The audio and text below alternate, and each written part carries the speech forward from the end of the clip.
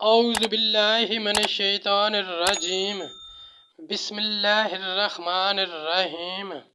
السلام علیکم ورحمۃ اللہ وبرکاتہ۔ طالب علم ساتھیو، اس سے پہلے والی ویڈیو میں ہم نے سورہ آل عمران کی آیت نمبر 77 اور 78 کے بارے میں پڑھا۔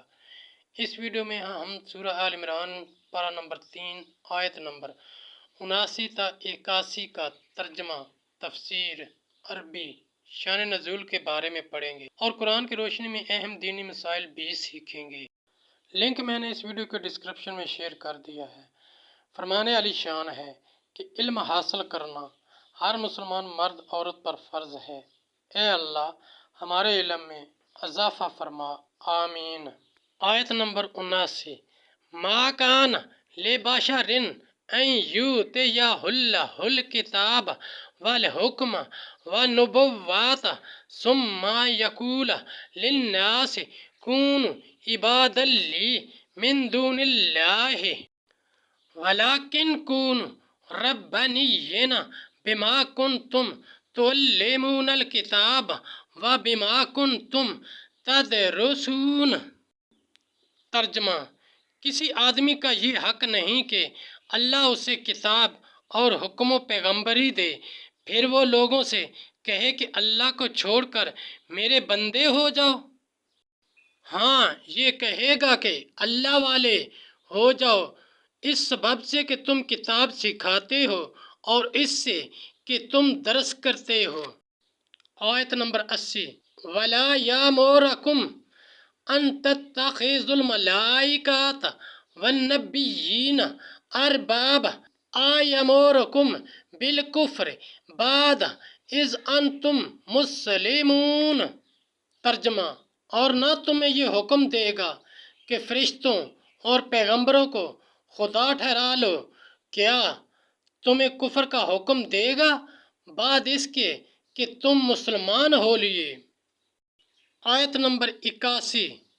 وَإِذْ أَخَذَ اللَّهُ مِيثَاقَ النَّبِيِّينَ لَمَا آتَيْتُكُم مِّن كِتَابٍ وَحِكْمَةٍ ثُمَّ جَاءَكُمْ رَسُولٌ مُّصَدِّقٌ لِّمَا مَعَكُمْ لَتُؤْمِنُنَّ بِهِ وَلَتَنصُرُنَّهُ قَالَ أَأَقْرَرْتُمْ وَأَخَذْتُمْ عَلَىٰ ذَٰلِكُمْ إِصْرِي قَالُوا أَقْرَرْنَا قَالَ فَاشْهَدُوا وَأَنَا مَعَكُم مِّنَ الشَّاهِدِينَ۔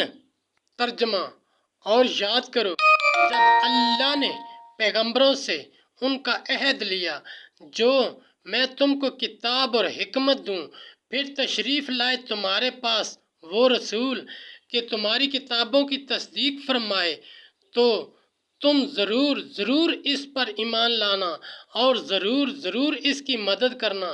فرمایا، کیوں تم نے اقرار کیا اور اس پر میرا بھاری ذمہ لیا؟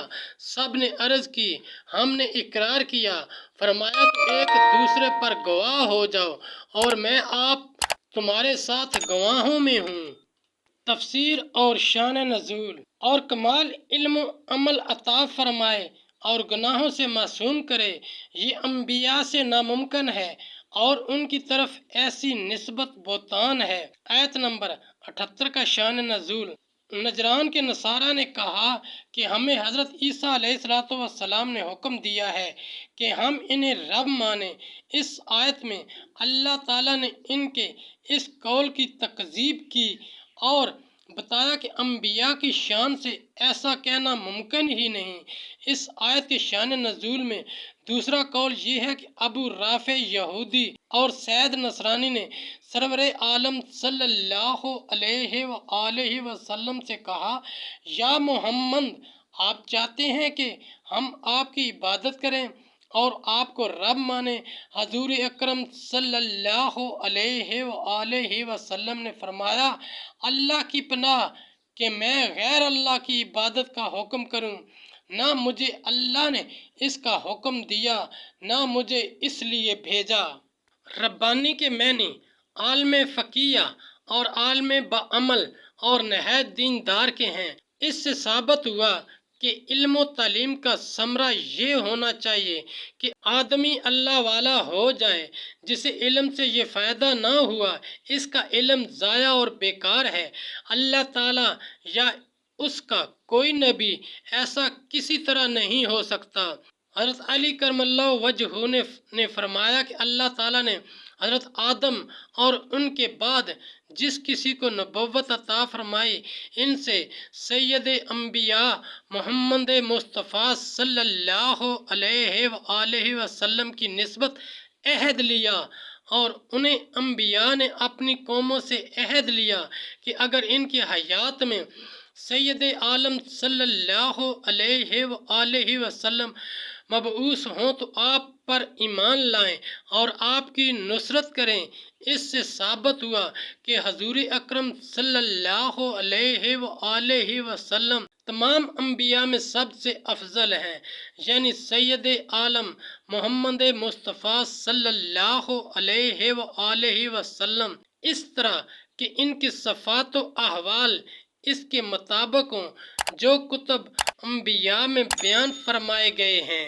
ساتھیو، ہم نے قرآنی تعلیمات کو دنیا کے کونے کونے میں پہنچانا ہے، اس لیے آپ بھی لائک کیجئے، شیئر کیجئے، اپنے دوستوں اور اپنی فیملی کو میرا چینل قرآن ود ایڈیپیڈیا سبسکرائب کرنے کی دعوت دیجئے اور گھنٹی بجانا نہ بھولنا تاکہ اگلی ویڈیو کا نوٹیفیکیشن آپ کو وقت پہ مل سکے۔ آپ بھی اس صدقہ جاریہ میں حصہ لیجئے۔